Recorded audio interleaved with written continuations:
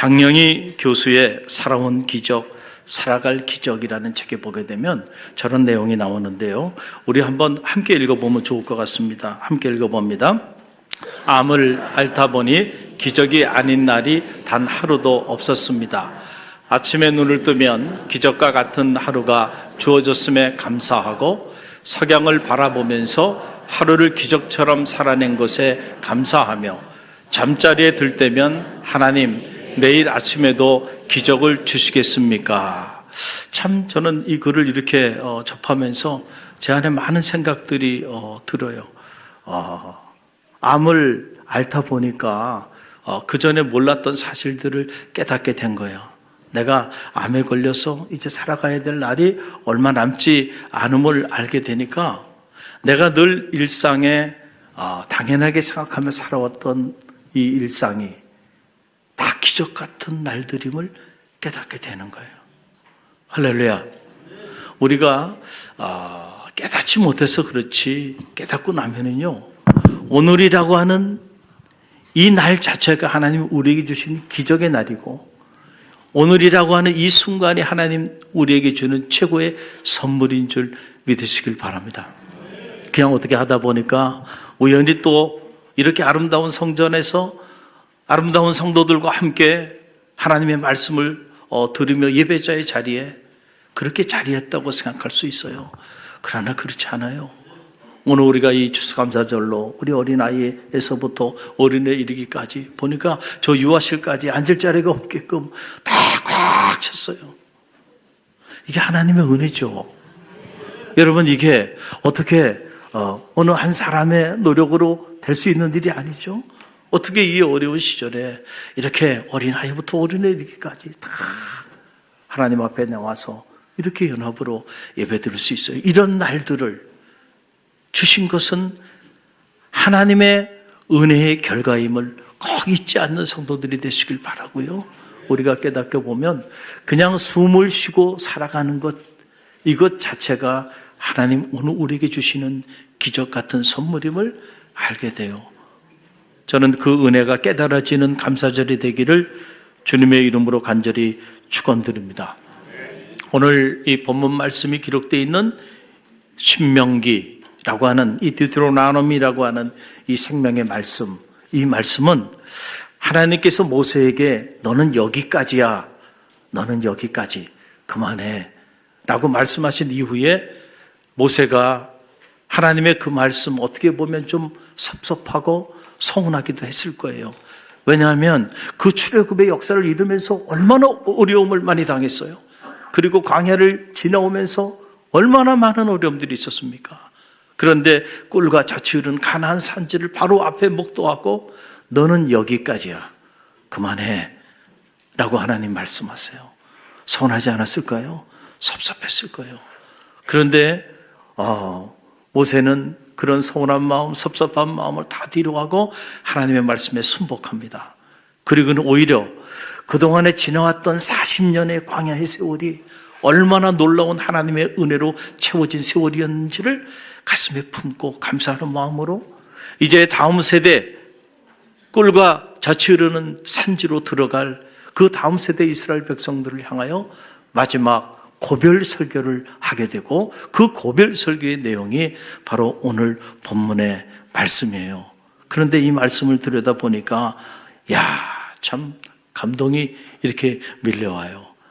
모세가 그렇게 백성들에게 막 돌에 맞아 죽을 그런 위기도 겪었고, 그리고 이런저런 반란이 일어나가지고 또 모세가 얼마나 힘들었어요. 그런 세월들을 다 보내왔는데 모세는 그 세월을 감사함으로 받아들이고 있는 걸 보게 돼요. 이 내용을 보게 되면 한마디로 말씀드리면 이런 내용이에요. 광야 40년을 지나게 하신 그 하나님의 은혜를 기억하고 너희는 감사하라. 이 말은 무슨 말일까요? 모세 자신이 광야 40년 지나온 그 험악한 세월들이 감사함으로 느껴지지 않았다고 한다면 어떻게 이런 설교를 할 수 있었을까요? 어떻게 이런 고별의 메시지를 이스라엘 백성들에게 선포할 수 있었을까요? 광야 40년 동안 너희와 함께 하시고 너희에게 은혜를 베풀어 주신 그 하나님의 은혜를 반드시 기억하고 그리고 너희는 감사하라 라고 하는 이런 메시지를 전하고 있는 걸 보게 돼요. 자, 은혜가 있었다라고 하는 건데 그러면은 아니 광야를 지나면서 도대체 어떤 하나님의 은혜가 있었기에 모세가 이런 말을 했을까? 두 가지의 은혜입니다. 하나는 바로 낮추심의 은혜예요. 따라해보세요. 낮추심의 은혜. 낮추심의 은혜가 있었다. 여러분 그게 내용이 2절에 나오죠. 저 2절 말씀 우리 함께 읽어봅니다. 내 하나님 여호와께서 이 40년 동안에 내게 광야 길을 걷게 하신 것을 기억하라. 이는 너를 낮추시며 너를 시험하사 내 마음이 어떠한지 그 명령을 지키는지 지키지 않는지 알려 하심이라. 아멘. 여러분, 낮춰주시는 은혜가 있었다는 거예요. 그러니까 어떻게 보면은 그게 은혜일까요? 우리를 비천하게 낮추신 그 일이 은혜예요? 은혜가 아닐 수 있잖아요. 그런데 여러분 꼭 기억하시길 바랍니다. 낮춰주시는 게 은혜예요. 낮춰주시는 게. 왜냐하면요, 하나님의 축복은 겸손히 자기를 낮추는 사람을 통해서 흐릅니다. 할렐루야. 그래서 교만은 패망의 선봉이요 쓰러짐의 앞잡이는. 그러니까 어떤 경우에도 우리가 교만해지면 안 되거든요. 교만해지는 순간부터 하나님은 촛대를 옮겨버려요. 그러니까 하나님이 우리를 낮춰주고 계시다고 한다면 그것이 은혜죠. 할렐루야. 그러니까 광야 이 40년의 세월들을 우리가 이렇게 이 광야 거친 땅이죠. 척박한 땅이죠. 메마른 땅이고 고난의 땅이에요. 그것을 무려 40년 동안 지나왔는데 어떻게 그 세월에 감사하라는 얘기인가? 그렇죠? 그 세월을 통해서 하나님의 베푸시는 은혜가 있었다는데 도대체 그 은혜가 뭘까? 모세가 경험하고 깨달은 것은요, 광야 40년을 통하여 하나님이 이 백성에게 베풀어 주신 놀라운 은혜가 있었는데 그 첫 번째 은혜가 하나님이 우리를 낮춰주시기 위해서 광야길을 지나게 했다라고 하는 그러한 이야기입니다. 제가 대학에 교편을 잡고 있을 때 그때 이게 이제 수요일마다 체프를 운영을 해요. 체프를 운영할 때마다 강사님을 모십니다.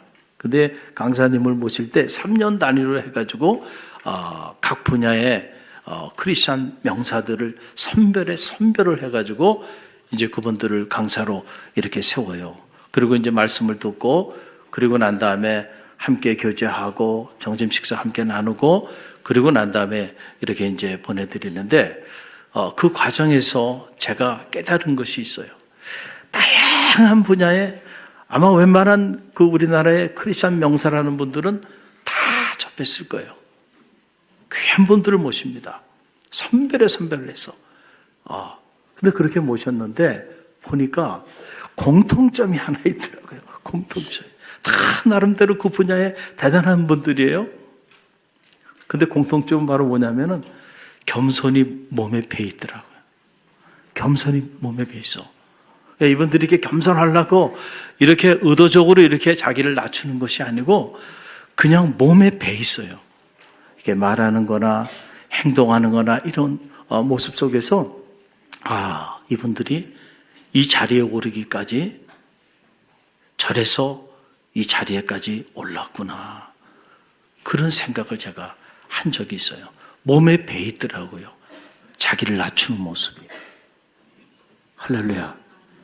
여러분, 그런 겸손을 몸에 체득하는 일은요, 절대로 쉽지 않아요.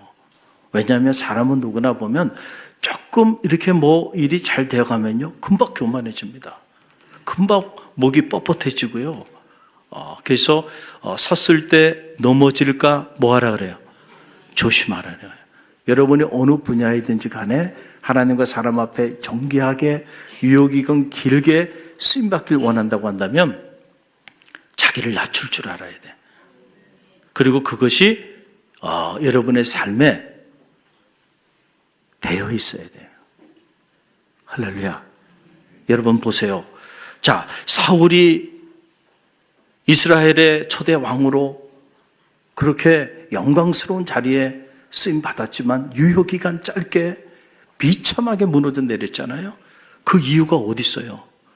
교만 때문에 그런 거예요. 교만 때문에. 여러분, 본래 하나님께서 사울을 부르시고 사울을 세워주실 때 그때 사울이 하나님 앞에 어떤 모습이었어요? 자기를 낮추는 모습이었죠. 사울이 뭐라고 말을 하냐면 뭐라고 얘기를 해요? 나 같은 사람이 그런 자리에 설 만한 인물이 못 됩니다. 이런 얘기예요. 그리고 우리 집안은 이 이스라엘 집안 중에서 가장 작은 집안이고 그 집안에서도 나는 가장 작은 자입니다. 나는 자격이 없는 사람이에요. 저 같은 사람 어떻게 그런 자리에 저 같은 사람을 세워주십니까? 안 됩니다. 라고 하는 그런 고백을 했던 인물이 누구냐면 사울이에요. 그런데 하나님께서 그런 사울을 부르시고 택하셔서 세워주십니다. 그리고 사울을 축복해 주세요. 할렐루야. 그래서 이스라엘이 부강한 나라가 되기 시작합니다. 사울의 나라가 든든하게 세워지기 시작합니다. 사울이 승승장구하기 시작해요. 하나님의 은혜였죠. 그런데 승승장구하니까 사울이 바뀌어요, 안 바뀌어요? 바뀝니다. 어떻게 바뀝니까? 이제는 더 이상 주의 종이 하는 말도요, 한 귀로 듣고 한 귀로 흘러버려. 하나님의 말씀도 한 귀로 듣고 한 귀로 흘려버려. 그래서 결국 하나님께서 어떻게 하신 거예요? 촛대를 옮겨버린 거예요. 그랬을 때 그 사울의 생애는 비참해지고 말한 거예요. 멸문제하를 당하고 말았다. 자기를 끝까지 낮출 수 있는 것이 지혜입니다. 할렐루야. 그래서 이스라엘 백성들로 하여금 광야 40년을 통하여 그들을 낮추고 하나님 앞에 더 낮추게 하기 위해서 훈련이 필요했던 거예요.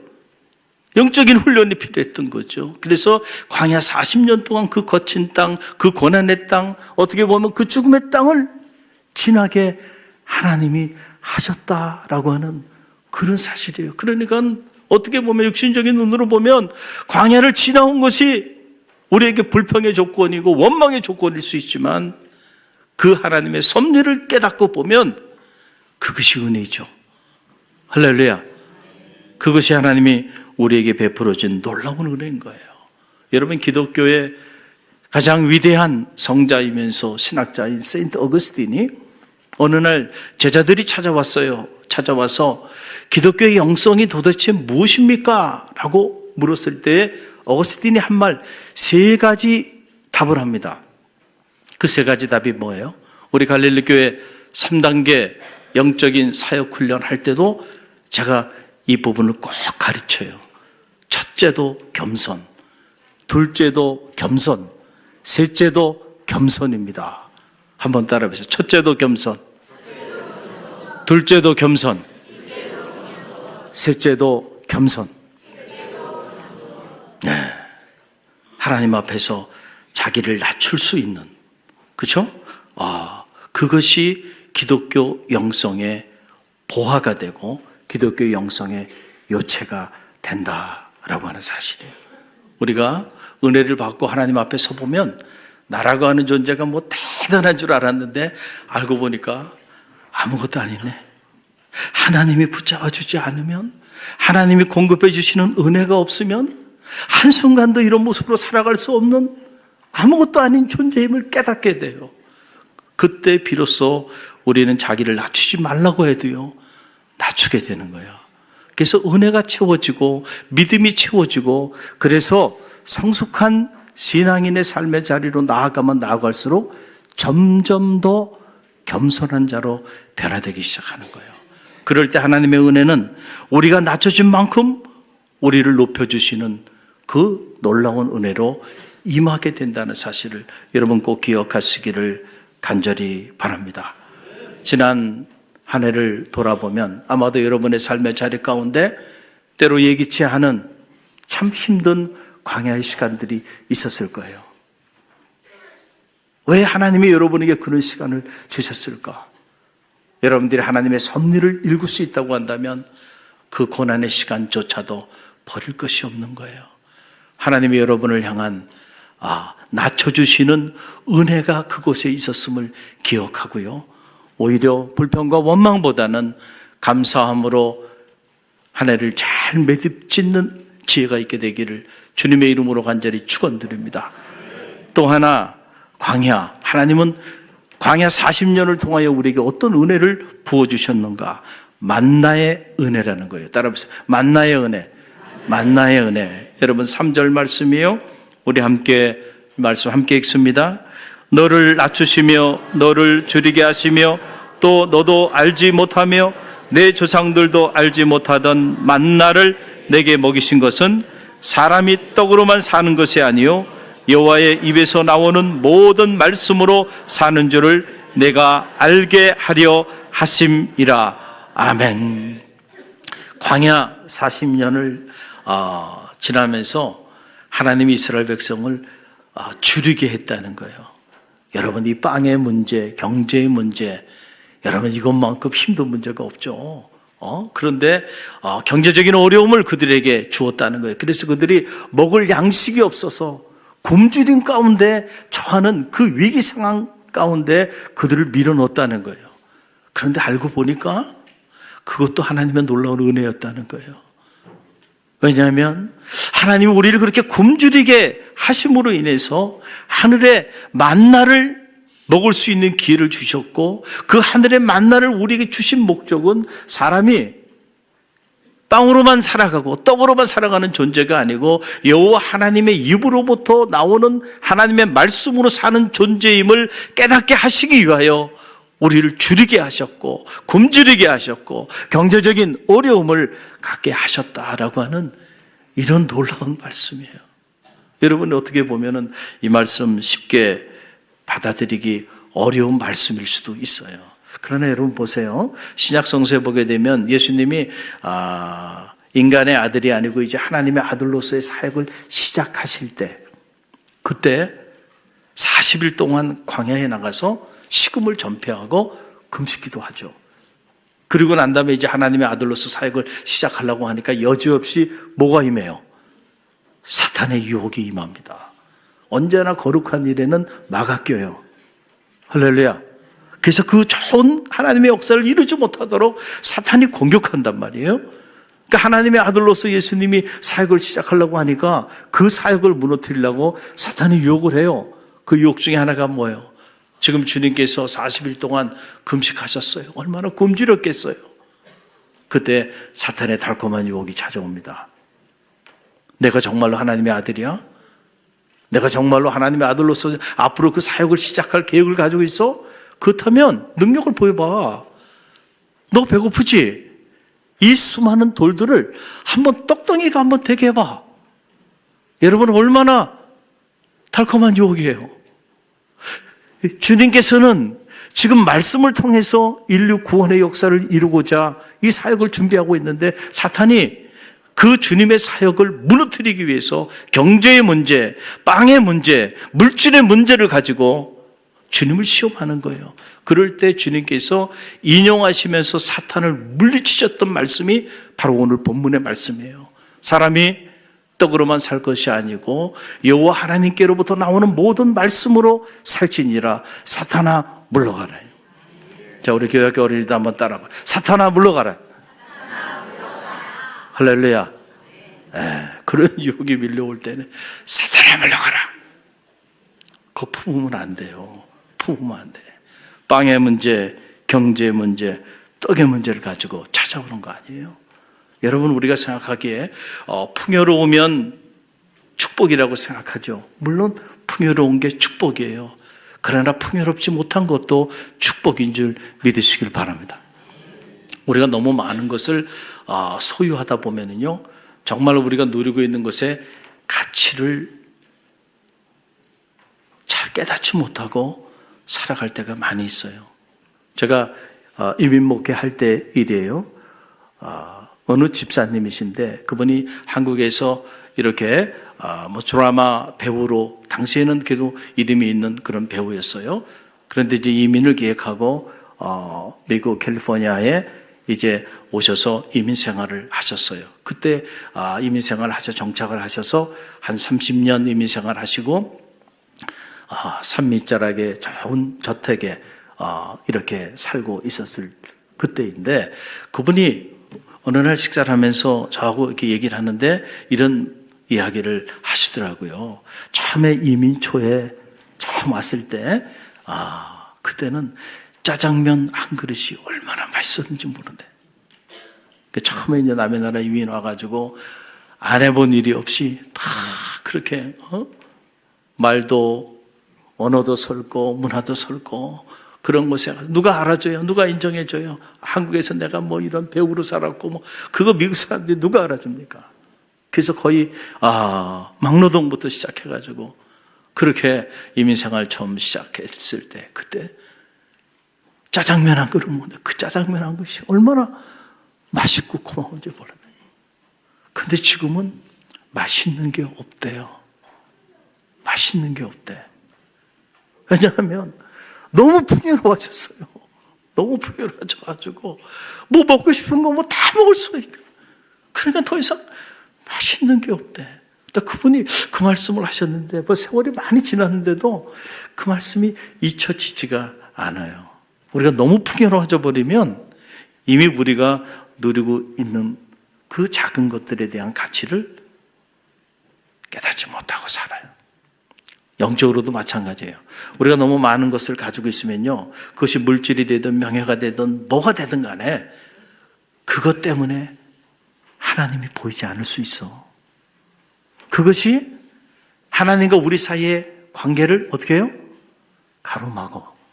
나도 모르는 사이에 내가 하나님을 보고 그리고 하나님을 사랑하고 하나님을 의지하며 살아야 되는데 나도 모르는 사이에 내가 가지고 있는 그 소유를 의지하고 있어. 그것을 자랑하고 있어. 그것이 내 인생의 기쁨이 되고 있어. 그게 내 본질이야. 그렇게 살다가 어느 날 갑자기 내가 가진 것이 사라지면 내 인생도 무너져 버리는 거야. 나도 모르는 사이에 하나님 아닌 다른 것들을 품고 살고 있는 거야. 그게 축복인가요? 축복이 아닐 수도 있다. 그래서 때로는 우리가 가지고 있는 것들을 다 빼앗아가는 거예요. 아마 아무것도 소유하지 않게 만들어 놔버리면 그때 하나님이 보이는 거예요. 이 대목은 아멘할 한국교회 성도들이 없어요. 이 대목에. 그죠? 왜냐하면 그래도 목사님, 저는 가난해지는 거 싫어요. 그래도 저는 아무리 내가 하나님을 보지 못하고 하나님을 진심으로 사랑하지 못하고 하나님을 진심으로 의지하며 살지 못해도 좋으니까 물질만 풍요롭게 해주세요. 이게 한국교회가 기복신학에 너무 천착해가지고 살아온 날들의 폐해이고 결과이기도 해요. 때로는요, 하나님의 은혜와 축복은 우리가 생각하는 것과는 다른 차원으로 임한다는 거예요. 그 게테는 그래서 이런 말을 했잖아요. 눈물 젖은 빵을 먹어보지 않은 사람은 인생을 논하지 말라. 눈물 젖은 빵을 먹어보지 않은 사람은 인생을 논하지 말라. 정말 인생, 그 인생의 비밀을 깨닫게 하기 위해서는 때로는 눈물 젖은 빵도 먹어보는 것도 축복인 줄 믿으시길 바랍니다. 이거예요. 여러분, 오랜 동안 기독교 전통 중에 세 가지 너무너무 소중한 영적인 덕목이 있었는데 지금 한국교회 안에서는 거의 다 사라져버렸어요. 그 세 가지 영적인 덕목, 첫 번째가 바로 뭐냐면 청빈입니다. 따라해보세요. 청빈. 청빈이에요. 아무것도 소유하지 않도록 하는 것. 아무것도 소유하지 않을 때 모든 것이 되시는 주님 앞에 서게 된다는 거예요. 그래서 기독교 영성가들이 오랜 동안 기독교 교회 공동체 안에서 영성 훈련을 할 때 첫 번째 영적인 덕목으로 삼은 게 뭐냐면 청빈. 청빈이에요, 청빈. 근데 우리는 그 청빈의 가치를 잃어버렸어. 그래서 어떻게 보면 모든 것에 모든 것 되시는 그 하나님을 우리가 정말 경험하지 못하고 살아가고 있는지도 몰라요. 두 번째가 바로 뭐냐면 순결이에요. 따라서 순결. 순결. 이런 단어 이제 사라져버렸어요. 더 이상 누가 청빈에 대한 얘기를 해요. 누가 순결에 대한 얘기를 해요. 이런 단어들이 사라져버렸다. 하나님과 우리 사이의 영적인 순결을 통해서 하나님과 우리 사이의 관계가 깊어지고 또 그 관계를 통하여 하나님 나라의 비밀이 우리 가운데 임하게 되는데, 그래서 우리가 하나님 앞에 영적으로 순결한 삶을 살고자 노력하는 일은 너무너무 중요한 일이에요. 너무 많이 오염이 되어 있다는 거잖아요. 그리고 세 번째 영적인 덕목은 바로 뭐냐면, 따라해보세요. 순복. 이 단어도 여러분 순명이라고도 말하죠. 이런 단어들이 다 사라져버렸어요. 내 뜻이 아니고 내가 어떤 일을 하든지 간에 내 뜻, 내 고집, 내 의지, 내 감정이 아니고 하나님의 뜻은 무엇일까?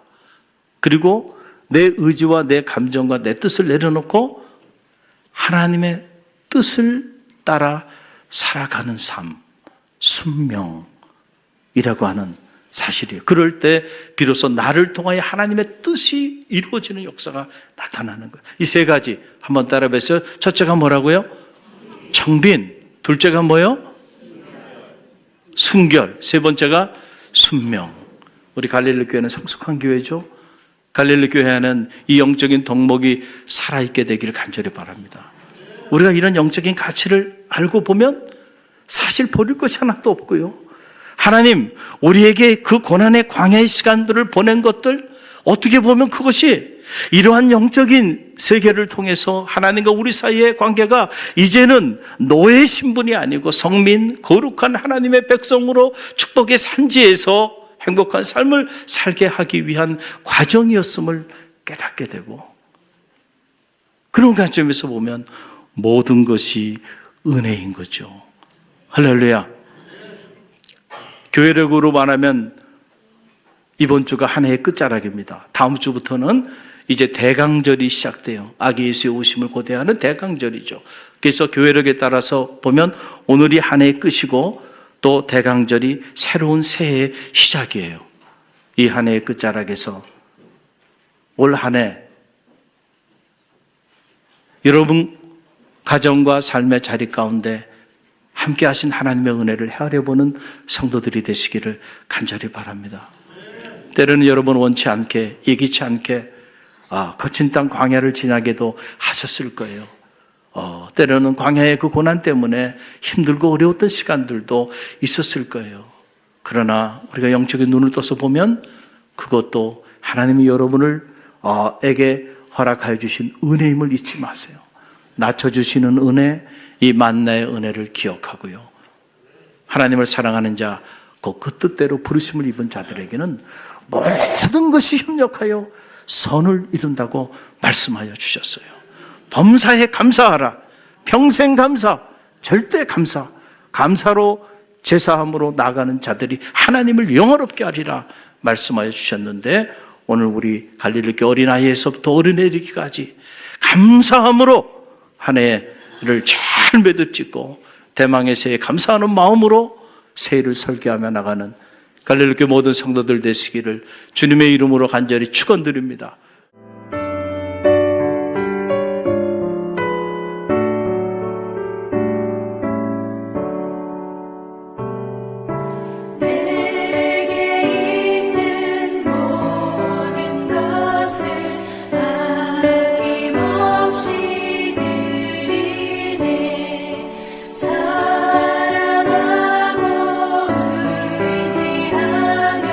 주만 따라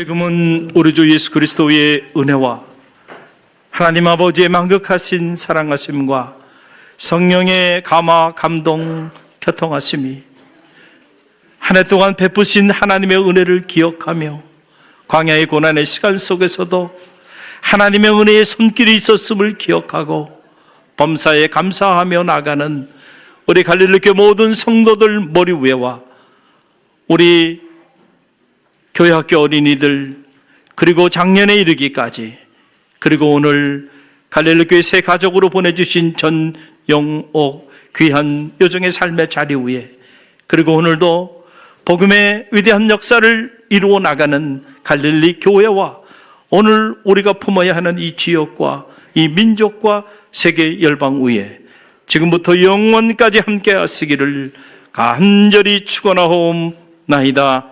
아멘.